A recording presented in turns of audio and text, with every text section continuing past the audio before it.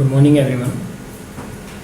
आज अपन स्टडी करने वाले हैं कार्तीय निर्देशांक के रूप में कर्ल। अपन ने इससे जस्ट प्रीवियस क्लास में देखा था कि कर्ल क्या होता है, कर्ल का फिजिकल मीनिंग क्या होता है, कर्ल को कैसे डिफाइन किया जाता है और क्या क्या उससे निकाल सकते हैं। आज अपन डिस्कस करने वाले हैं कि जैसे अपन ने ग्रेडियंट को कार्टेशियन कोऑर्डिनेट में लिखा था, डाइवर्जेंस को कार्टेशियन कोऑर्डिनेट में लिखा था, एज इट इज अपन कर्ल को भी कार्टेशियन कोऑर्डिनेट में डिराइव करेंगे। तो आज डिस्कस करते हैं कार्टेशियन कोऑर्डिनेट।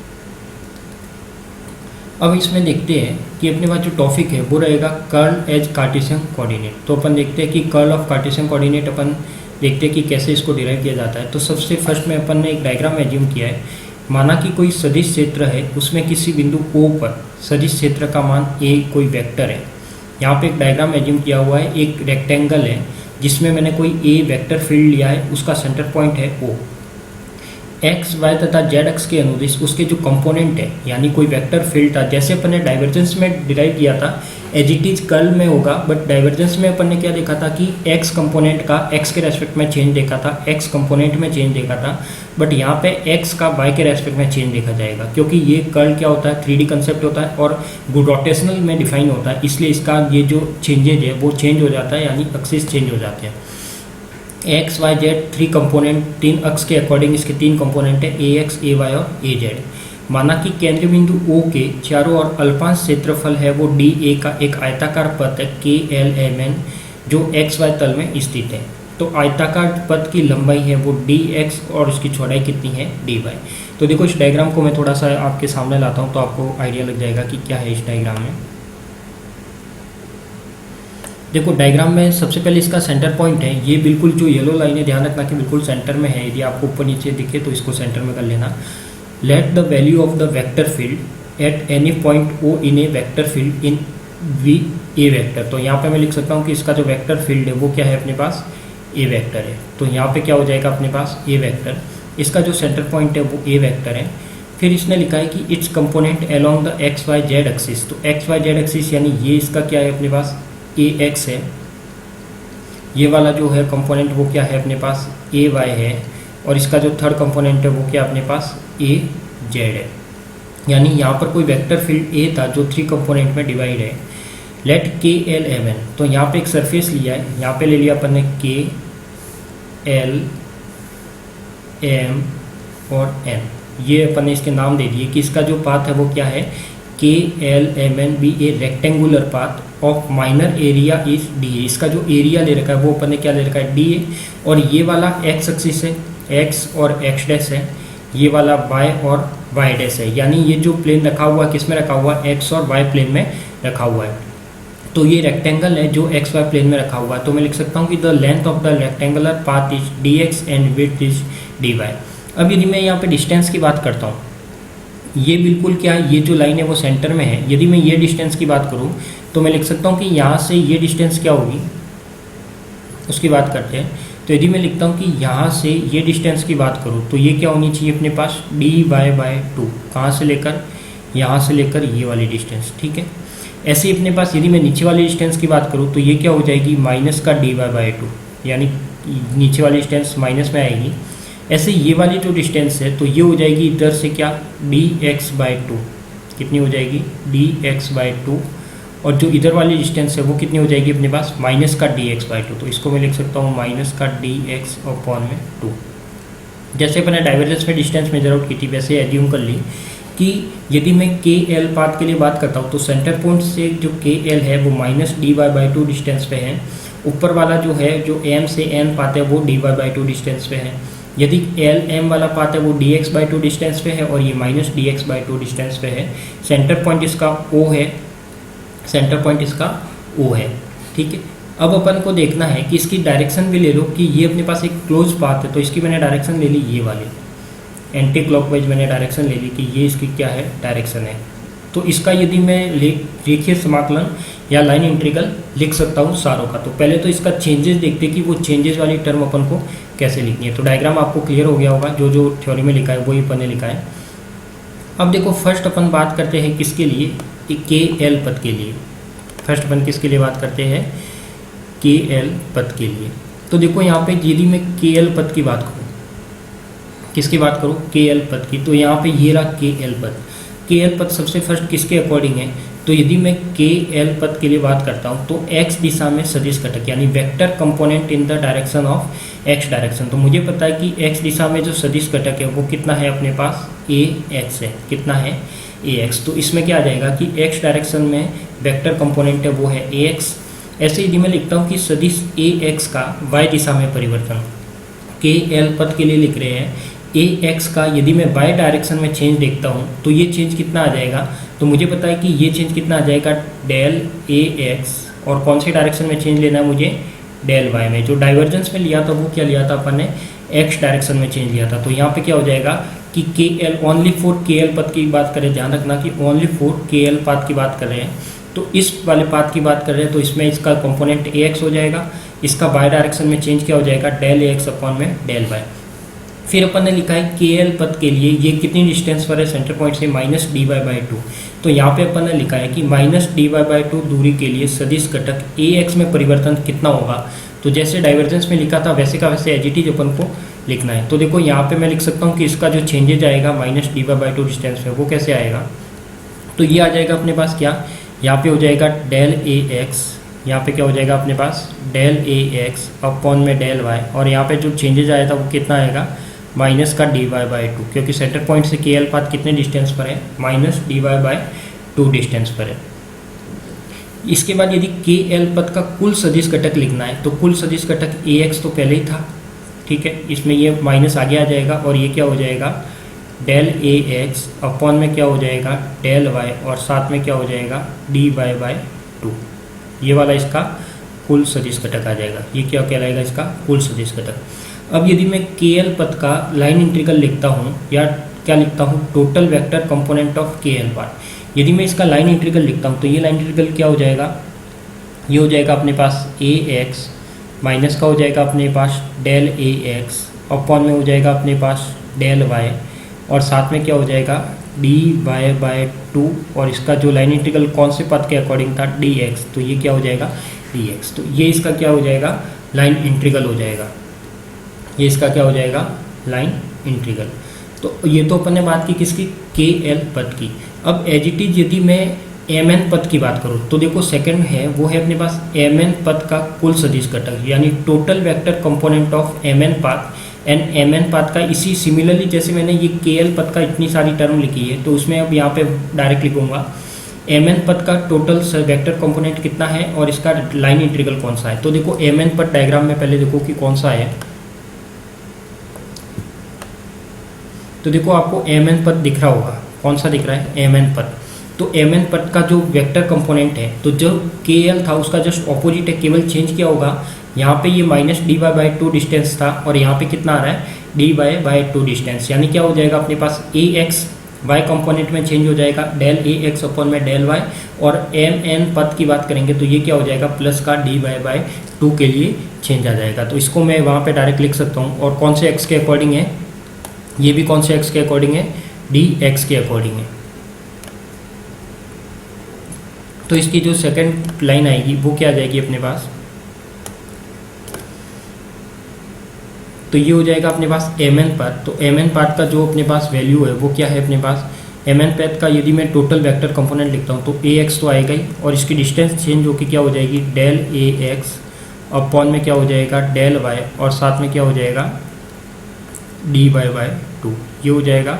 और इसका जो लाइन इंटीग्रल की वैल्यू आएगी ये भी किस अक्ष के अकॉर्डिंग है डी एक्स के अकॉर्डिंग। क्लियर। ऐसे यदि एम एन पद का रेखीय समाकलन की बात करता हूँ तो सॉरी वेक्टर कंपोनेंट के साथ डी एक्स नहीं आएगा, वेक्टर कंपोनेंट के साथ डी एक्स नहीं आएगा, वो केवल टोटल कंपोनेंट है। तो ये तो क्या हो जाएगा एम एन पाथ का टोटल कंपोनेंट हो जाएगा। ऐसे यदि मैं इसका लाइन इंटीग्रल लिखता हूँ किसका एम एन का, तो ये क्या हो जाएगा अपने पास, तो ये हो जाएगा एम एन पाथ है तो एम एन पाथ का लाइन इंटीग्रल वही ए एक्स प्लस हो जाएगा अपने पास डेल ए एक्स अपॉन में हो जाएगा डेल वाई,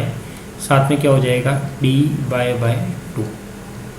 ये इसका क्या हो जाएगा अपने पास टोटल लाइन इंटीग्रल किस पाथ का एम एन पाथ का। तो देखो अपने पास जो डायग्राम था वो डायग्राम ये था, मैं वापस बना देता हूँ आपको बार बार बता ऊपर नीचे करने के बदले।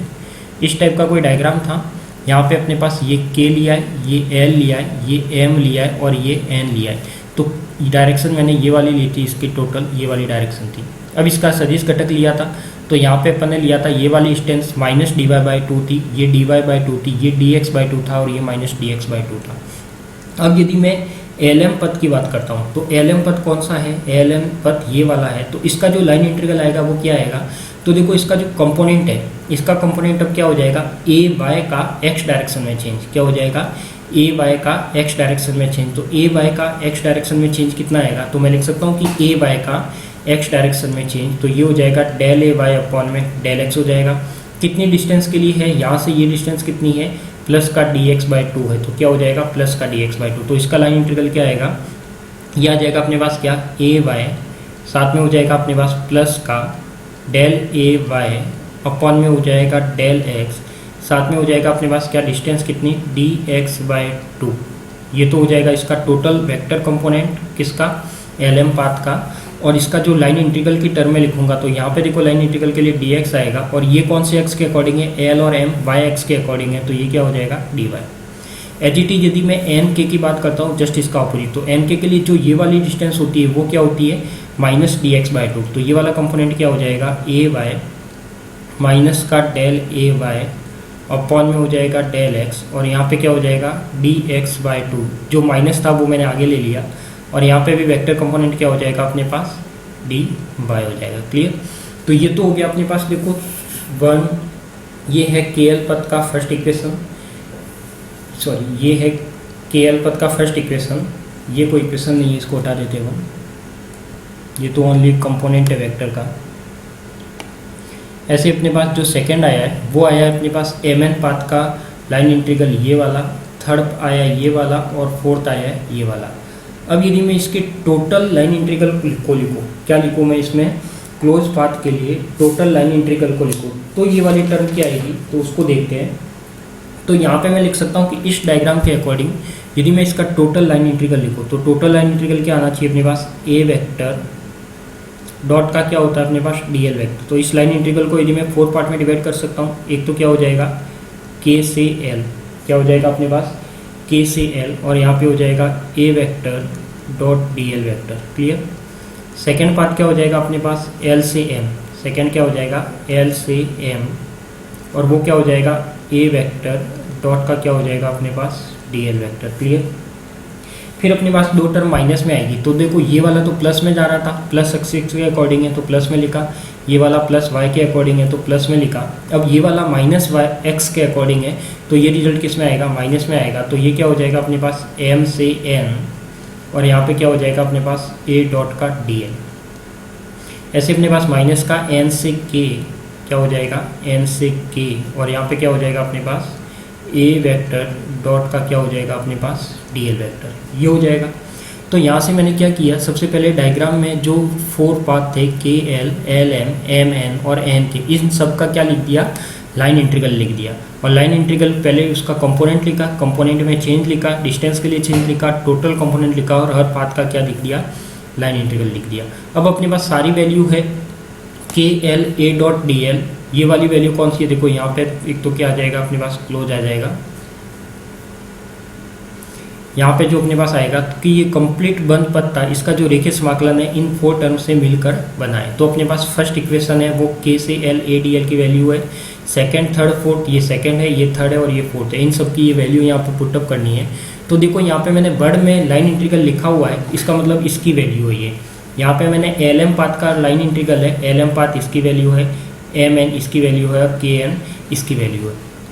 तो ये क्या हो जाएगा अपने पास, यहाँ से अब मैं सारी की सारी वैल्यू यहाँ पे रखूँगा और इसको सॉल्व करूँगा। तो देखो ये वाला कंपोनेंट है वो क्या आ जाएगा अपने पास, तो फर्स्ट इक्वेशन यदि मैं रखता हूँ, क्या रखता हूँ मैं, फर्स्ट इक्वेशन रखता हूँ, तो फर्स्ट इक्वेशन में क्या आ जाएगा, यदि मैं फर्स्ट इक्वेशन रखता हूँ किसकी, ए डॉट डी एल, ए डॉट डी एल क्या है के एल पाता है, यानी इसका कंपोनेंट क्या था ए एक्स, यहाँ पे क्या था अपने पास माइनस का डेल ए एक्स अपॉन में क्या था डेल वाई था, और साथ में क्या था डी वाई बाई टू, ये वाला कंपोनेंट था।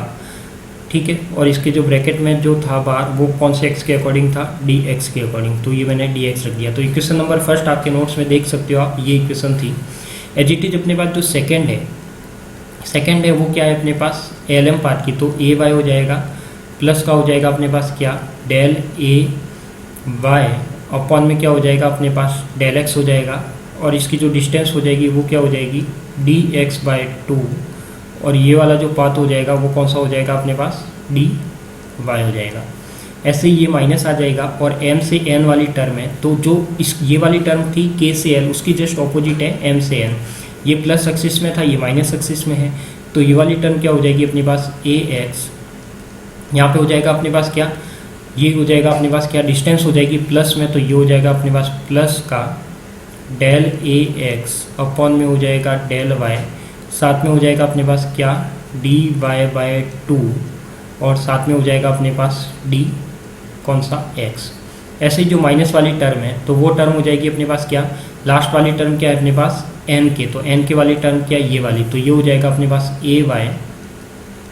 माइनस हो जाएगा अपने पास डेल ए वाई अपॉन में हो जाएगा डेल x, और साथ में क्या हो जाएगा अपने पास डी एक्स अपॉन में टू, और यहाँ पे जो टर्म हो जाएगी वो हो जाएगी डी वाई। अब इस सब टर्म को सॉल्व करना है, तो देखो यहाँ पे सब टर्म को सॉल्व करेंगे। ये यदि मैं डी एक्स से मल्टीपल कर लूँ, ए एक्स डी एक्स प्लस का है, ए एक्स डी एक्स माइनस का है, यानी ए एक्स से ये वाला ए एक्स क्या हो जाएगा कैंसिल आउट, एक प्लस का एक माइनस का। एज इट इज जैसे ए वाई है तो ए वाई भी प्लस का है और ए वाई भी क्या है अपने पास माइनस का है, ठीक है। अब आगे देखो जो टर्म बनेगी, जो भी आगे अपने पास टर्म रही है वो कितनी टर्म रह गई, तो इसमें देखो कोई और टर्म भी कैंसिल आउट हो रही है क्या, इसमें देखो यदि कोई और टर्म भी कैंसिल आउट हो रही है तो उसको कैंसिल आउट करो। तो सबसे पहले मैं क्या करता हूँ डी एक्स वाली टर्म एक साइड लिख लेता हूँ, तो क्या करता हूँ डी एक्स वाली जो टर्म आई वो क्या आई माइनस का डेल ए एक्स, साथ में हो जाएगा डेल वाई, साथ में हो जाएगा डी वाई बाई टू। ऐसे ही अपने पास डी एक्स वाली दूसरी टर्म थी वो क्या थी माइनस का डेल ए एक्स, साथ में हो जाएगा डेल वाई, और ये हो जाएगा अपने पास क्या डी वाई बाई टू, और इस पूरे के ब्रैकेट के बाहर क्या आ जाएगा अपने पास डी एक्स। यानी ये फर्स्ट टर्म ले ली ये वाली और ये वाली, इसको एक साथ लिख दिया। ऐसे अपने पास जो प्लस वाई वाली टर्म है तो उस वाई वाली टर्म को भी मैं लिख सकता हूँ। एक टर्म तो क्या है अपने पास डेल ए वाई अपॉन में डेल एक्स, यहाँ पे हो जाएगा क्या डी एक्स बाई टू। ऐसे ही माइनस में हो जाएगा अपने पास डेल ए वाई अपॉन में डेल एक्स, और यहाँ पे क्या हो जाएगा डी एक्स बाई टू। ये माइनस माइनस ये भी क्या हो जाएगी अपने पास प्लस, तो ये वाली टर्म क्या हो जाएगी अपने पास, और इस यहाँ से क्या कॉमन आ जाएगा अपने पास डी वाई कॉमन आ जाएगा। क्या कॉमन आ जाएगा अपने पास डी वाई कॉमन आ जाएगा।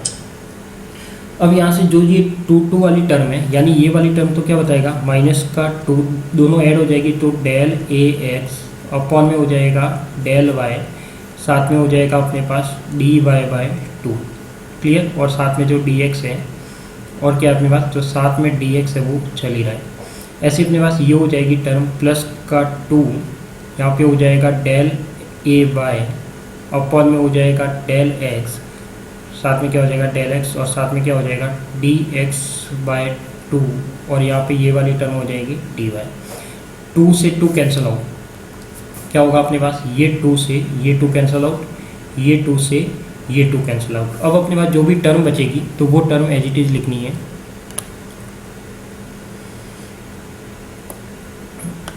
तो देखो अपने पास लास्ट वाली टर्म क्या बची,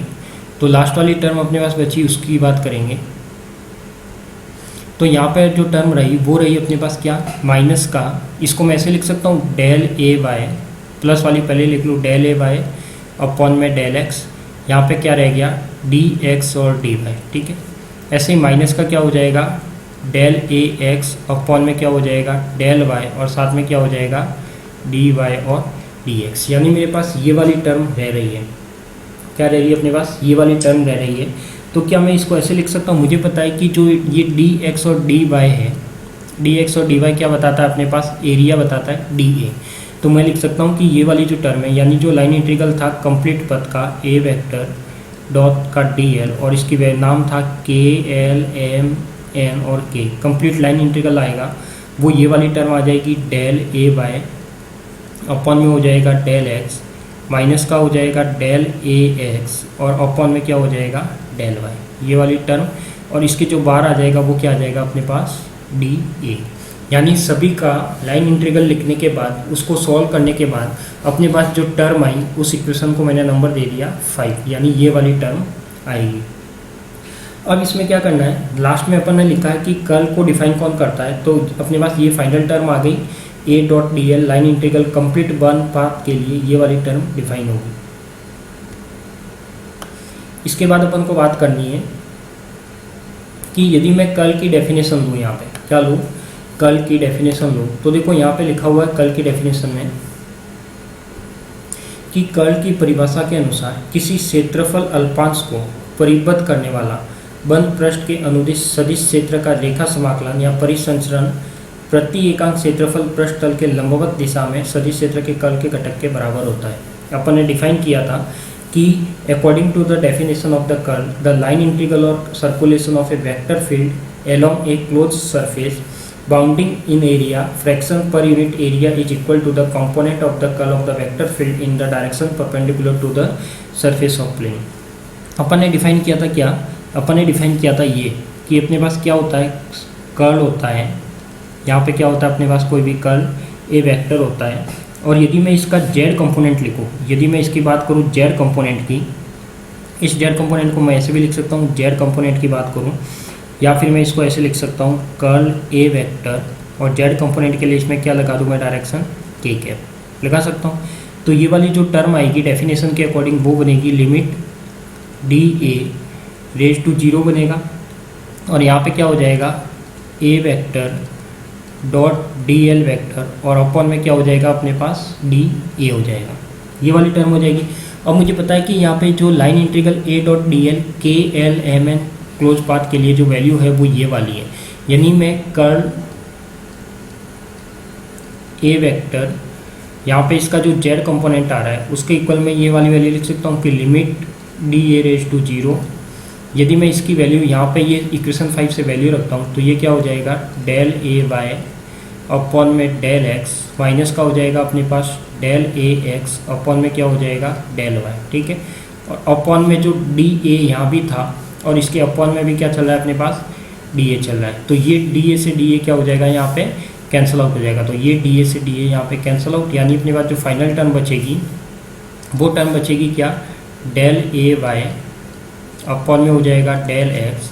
माइनस का डेल ए एक्स अपॉन में क्या हो जाएगा डेल वाई। ये कौन सा कंपोनेंट है, कर्ल का जेड कंपोनेंट है। इसका मतलब अपन ने जो डायग्राम था वो किस पाथ के अकॉर्डिंग रखा था,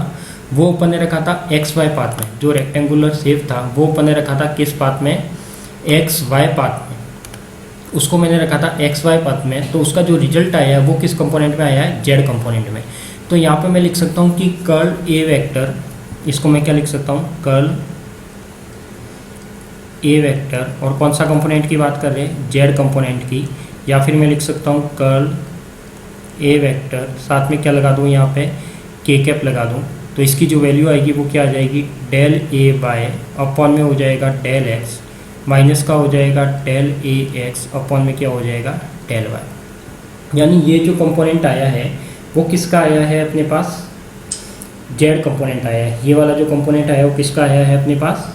जेड का कंपोनेंट आया है। इसी प्रकार यदि मैं लिख सकता हूँ कैसे कि यदि मैं सरफेस को क्या करूँ if path in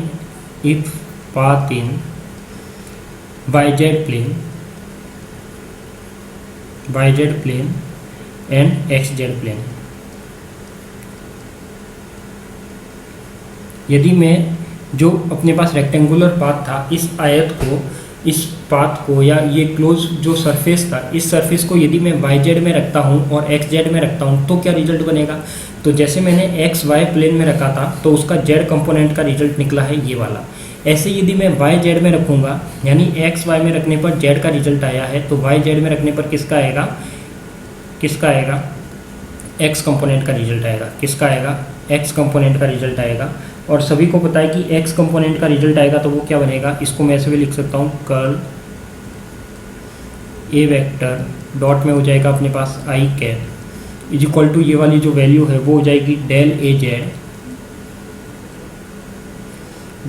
Z upon में डेल वाई माइनस का हो जाएगा डेल ए जेड अपॉन में हो जाएगा डेल एक्स, ठीक है। ऐसे यदि मैं कर्ल दूसरा लिखता हूँ यदि कर्ल, इस डायग्राम को मैं कहाँ रखता हूँ, एक्स जेड प्लेन में रखता हूँ, तो ये वाली टर्म आ जाएगी वाई के अकॉर्डिंग। तो ये क्या बन जाएगा अपने पास, कर्ल यहाँ पे हो जाएगा ए,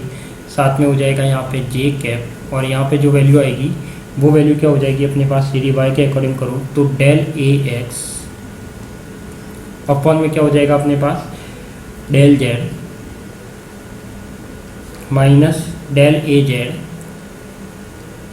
अपॉन में क्या हो जाएगा अपने पास, डेल एक्स। यदि ये वाली टर्म निकल जाए और इस टर्म का आपको पता नहीं लगे, तो आपको पता है कि यदि मैं डेल क्रॉस का ए करता हूँ तो इसका रिजल्ट करने पर क्या आता है, आई जे के डेल अपॉन में डेल एक्स, डेल अपॉन में डेल वाई और डेल अपॉन में डेल जेड। यहाँ पे क्या बनेगा, ए एक्स ए वाई और ए जेड। तो देखो मैंने एक्स वाई प्लेन में रखा था तो के के लिए रिजल्ट निकला था, और इसका यदि मैं के कंपोनेंट का रिजल्ट निकालता हूँ तो इसका इसके साथ multiply del A Y upon में डेल एक्स, तो ये रहा डेल ए वाई अपॉन में del x minus del A x upon में डेल वाई, तो ये वाला रिजल्ट मिला था। एज इट इज़ मैंने क्या लिखा, आई का रिजल्ट लिखा है, तो आई का ये दोनों रिजल्ट लिख लिए, और जे का था तो जे का ये और ये दोनों रिजल्ट लिख दिए। क्लियर। तो ये हो जाएगा अपने पास क्या, ये वाली टर्म। अब आगे मुझे क्या लिखना है, मुझे पता है कि जो टोटल कर्ल होता है, देखो यहाँ पे जो टोटल कर्ल होता है वो कैसे होता है, तो मुझे पता है कि जो टोटल कर्ल को डिफाइन होगा, यहाँ से मैं लिख सकता हूँ कि जो टोटल कर्ल है वो किसके इक्वल है, तो इसको मैं लिख सकता हूँ कि जो टोटल कर्ल ए वेक्टर है वो तीनों कंपोनेंट के सम के इक्वल होगा। तो इसको मैं लिख सकता हूँ कर्ल ए वेक्टर का एक्स कंपोनेंट और साथ में लिख सकता हूँ आई कैप। ऐसे ही जो कर्ल है साथ में ए कंपोनेंट और इसका जो सेकंड कंपोनेंट होगा वाई, और क्या हो जाएगा अपने पास जे कंपोनेंट, प्लस का हो जाएगा अपने पास कर्ल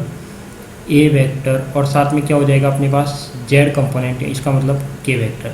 क्या मैं इन तीनों की वैल्यू रख सकता हूँ, तो इन तीनों की जब भी मैं वैल्यू रखता हूँ तो ये आ जाएगा कर्ल ए वेक्टर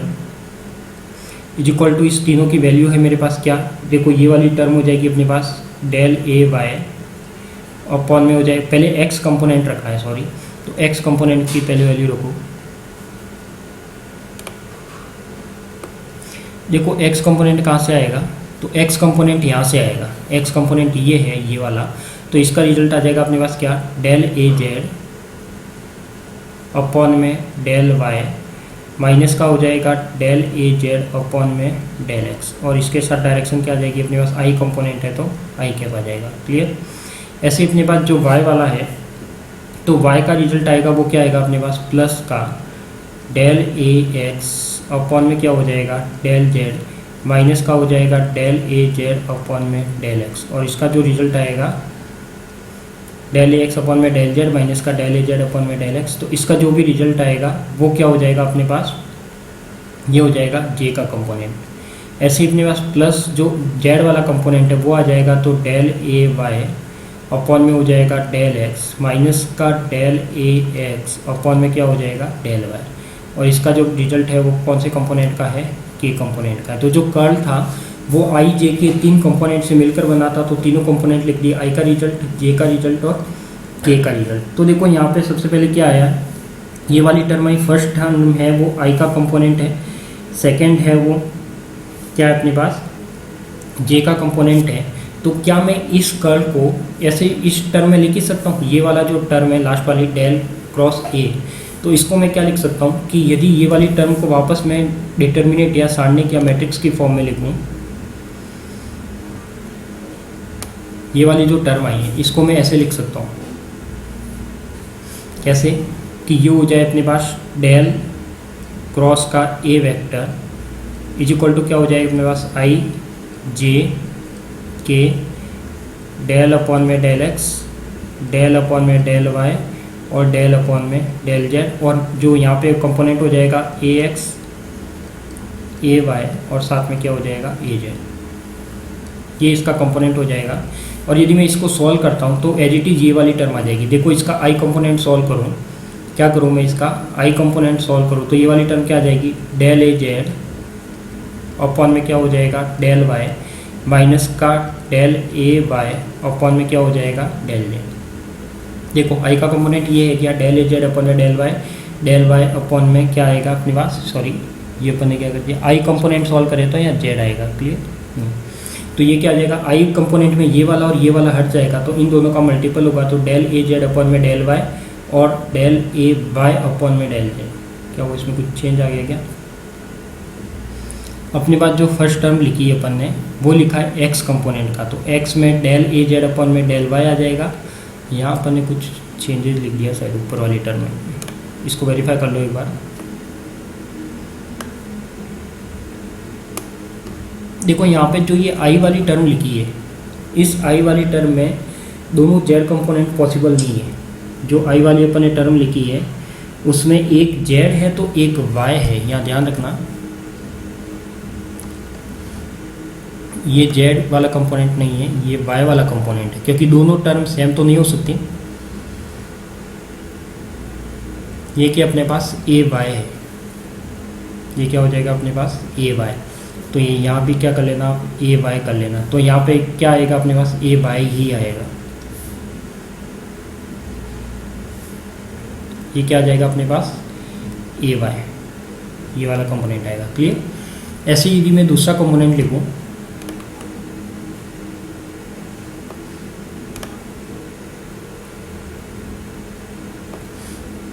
तो देखो दूसरा कंपोनेंट आएगा, वो क्या आ जाएगा अपने पास, यदि मैं माइनस जे के लिए सॉल्व करूँ और माइनस जे को यदि मैं क्या बना दूँ यहाँ पे प्लस जे, तो प्लस जे के लिए क्या आ जाएगा, पहले मल्टीपल इससे करता था बट अब इससे होगा क्योंकि माइनस कॉमन ले लिया, तो डेल ए एक्स अपॉन में डेल जेड, तो ये क्या हो जाएगा डेल ए एक्स अपॉन में del Z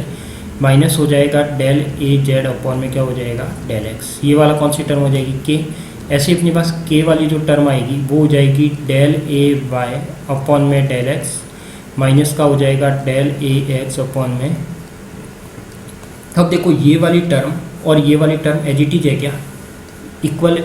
del A Z upon में del Y, del A Y upon में डेल जेड, सेकेंड टर्म में डेल ए एक्स अपॉन में del Z, del A Z upon में del x, del A Y upon में del x और del A x upon में del Y, यानी ये term as it is है। यानी मैं लिख सकता हूँ कि जो कर्ल ए का मान है डेल संकारक तथा सदिश के गुणनफल के बराबर होता है, यानी मैं इसको क्या लिख सकता हूँ del cross A vector is equal to मैं क्या लिख सकता हूँ उसको कर्ल लिख सकता हूँ। तो ये इसको मैं कार्टेशियन कोऑर्डिनेट में जो कर्ल ए वेक्टर होता है उसको इस तरीके से लिख सकता हूँ। तो ये अपने पास था कर्ल का डेरिवेटिव, जो मैंने क्या किया कि कर्ल को कार्टेशियन कोऑर्डिनेट में किस तरीके से लिखा जा सकता है वो अपन ने डिस्कस किया। तो एज इट इज अपन ने डिस्कस किया था ग्रेडियंट का, एज इट इज अपन ने डिस्कस किया था डाइवर्जेंस का, एज इट इज अपन ने डिस्कस किया है कर्ल का। और 100% लिख के ले लो आपके एग्जाम के लिए, डाइवर्जेंस, ग्रेडियंट और कर्ल, इसका जो कार्टेशियन फॉर्म है, जिसको मैंने ग्रेडियंट को भी कार्टेशियन कोऑर्डिनेट में लिखा है, डाइवर्जेंस को भी कार्टेशियन कोऑर्डिनेट में लिखा है और कर्ल को भी कार्टेशियन कोऑर्डिनेट में लिखा है, तो इन तीनों में से एग्जाम में 100% आपको एक डेरिवेशन आएगा ही आएगा। तो चाहे ग्रेडियंट का आए, चाहे डाइवर्जेंस का आए, चाहे कर्ल का आए, और बड़े क्वेश्चन में ये क्वेश्चन बनेगा और मिनिमम ये 10 मार्क्स का क्वेश्चन बनेगा। तो वो ग्रेडियंट का बन सकता है, उसका फिजिकल मीनिंग पता करना है अपन को कि ग्रेडियंट क्या होता है, पहले उसका डेफिनेशन, उसका फिजिकल मीनिंग और उसका मैथमेटिकल डेरिवेशन कार्टेशियन कोऑर्डिनेट में कैसे लिखा जाता है। सेकेंड अपन मैंने बात की डाइवर्जेंस की कि डाइवर्जेंस क्या होता है, डाइवर्जेंस पॉजिटिव नेगेटिव जीरो कैसे होता है, उसका फिजिकल मीनिंग क्या होता है, कैसे वो डिफाइन किया जाता है और उसका कार्टेशियन कोऑर्डिनेट फॉर्म कैसे लिखी जाती है। फिर अपन ने बात की कौन सी, कर्ल की। तो कर्ल के लिए अपन को जरूरी था लाइन इंटीग्रल देखना, तो पहले लाइन इंटीग्रल देखा, फिर कर्ल क्या होता है वो देखा, तो गामा अपॉन में डी ए का जो रेशो होता है वो कर्ल होता है, फिजिकल मीनिंग इसका रोटेशन की फॉर्म में डिफाइन होता है। और इसके बाद अपन ने देखा कि इसका मैथमेटिकल डेरिवेशन कैसे निकाला जाता है डायग्राम के बेस पे, तो वो देखा। तो ये जो तीनों डेरिवेशन है एग्जाम के अकॉर्डिंग, तीनों डेरिवेशन इंपॉर्टेंट है। एग्जाम में एक डेरिवेशन 100% एज इट इज आपको आएगा ही आएगा, तो ये तीनों डेरिवेशन तैयार कर लेना,